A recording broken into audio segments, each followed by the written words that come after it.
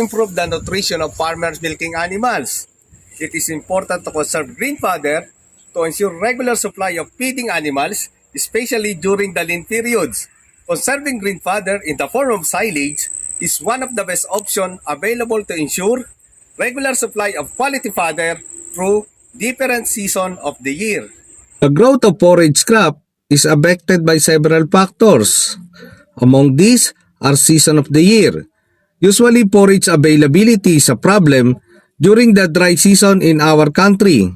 In the Philippines, most area with carabao and cattle experience a dry season from ranging 3 to 7 months. For smallholder farmers with limited production capacity, finding enough feed in the dry season month to maintain good milk production is always a problem. Many are forced to buy hay, concentrates, and silage just to keep their animals alive and are able to benefit due to the higher price paid for animal feeds in the dry season.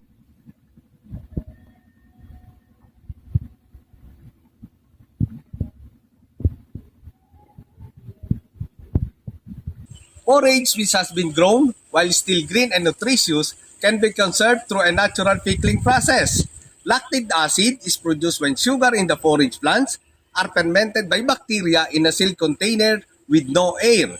Forage conserved this way is known as inside forage or silage and will keep up to 3 years without deteriorating.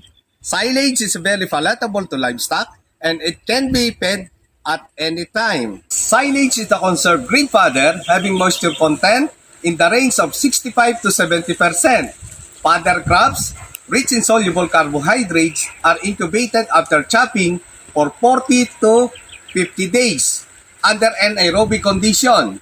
Sugar present in the fodder are converted into lactic acid, which acts as preservative and a good source of readily fermentable sugar to the rumen microbes.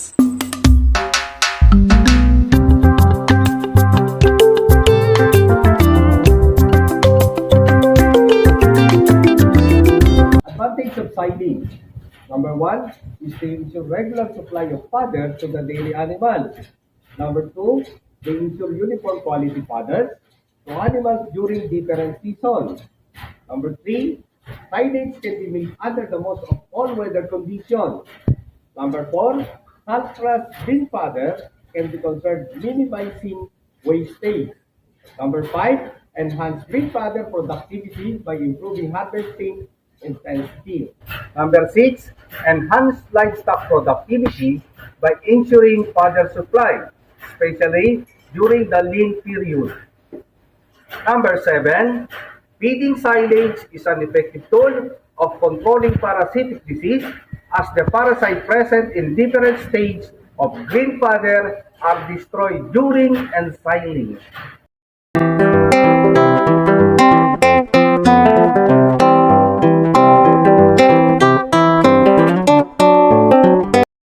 Procedure in making silage.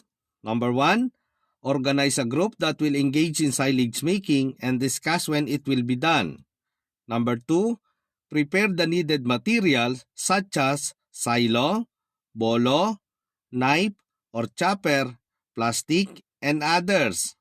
Number 3, harvest the grass, if napier, 45 to 55 days from planting. If corn, 75 to 80 days from planting.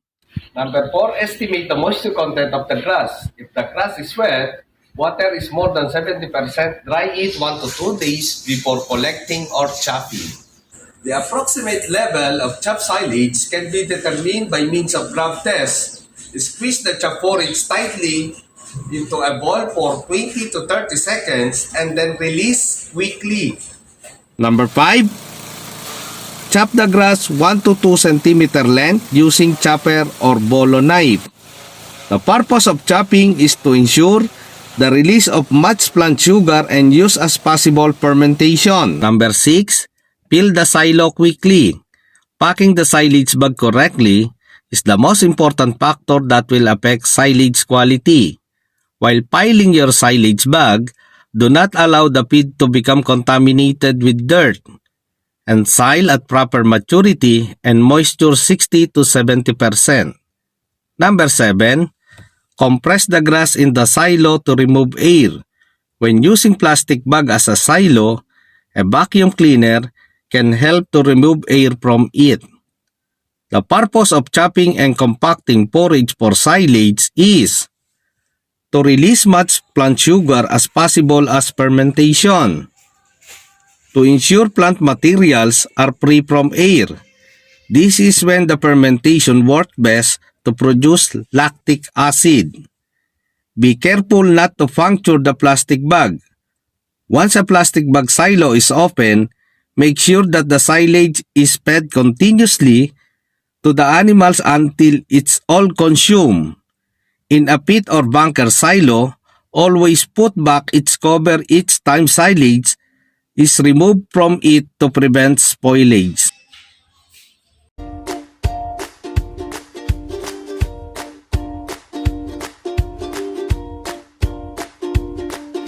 Characteristics of good quality silage.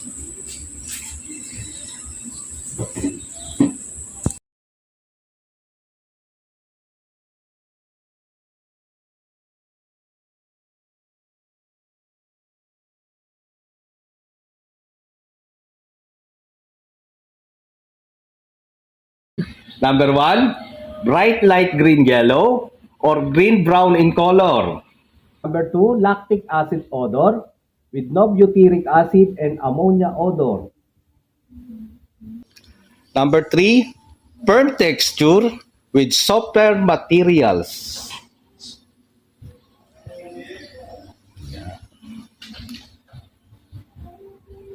Number 4, moisture should be range 65 to 70%. Number 5, lactic acid 13 to 14%. Number 6, pH in the range of 4 to 4.2%. Silage should be fed as soon as possible, preferably within a few hours. Silage can be provided to animals in number of different recipes based on its composition and breed used in the animals. Silage should be used up to 5% of the body weight of the animals and 5 kilo in sheep and goat at matured age.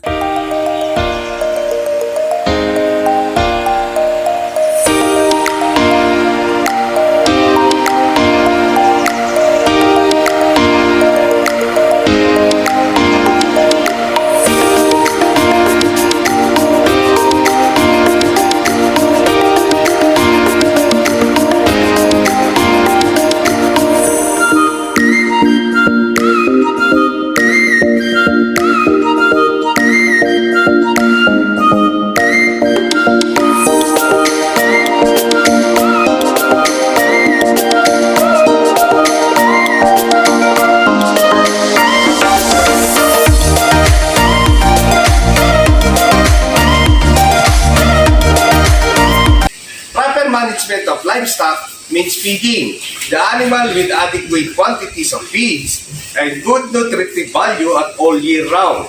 In a small farm, common source of ruminants are crop residues, weeds, and fodder crops. Conserving green fodder in the form of silage is one of the best options available to ensure regular supply of quality fodder through different seasons of the year.